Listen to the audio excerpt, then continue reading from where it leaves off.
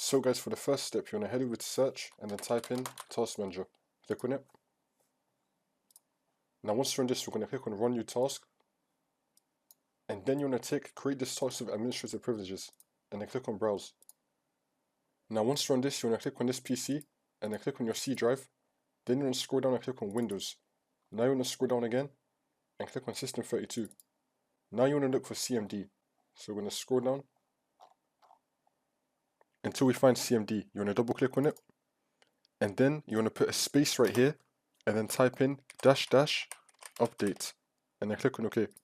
And now once you're on this, we're going to type in gp update space /force and click on enter.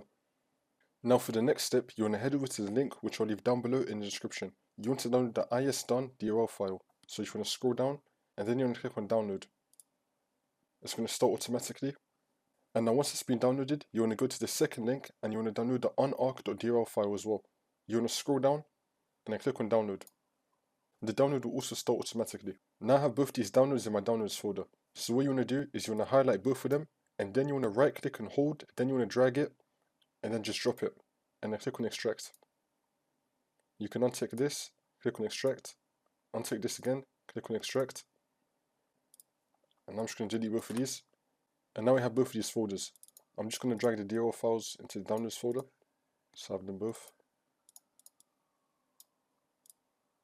And now you can just delete both these folders as well.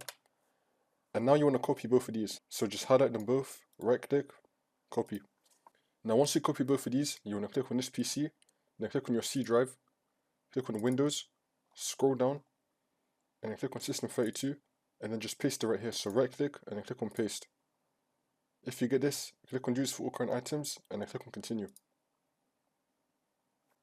Now for the last step, you want to head over to search, and then type in CMD. Then you want to run it as administrator, and then click on yes.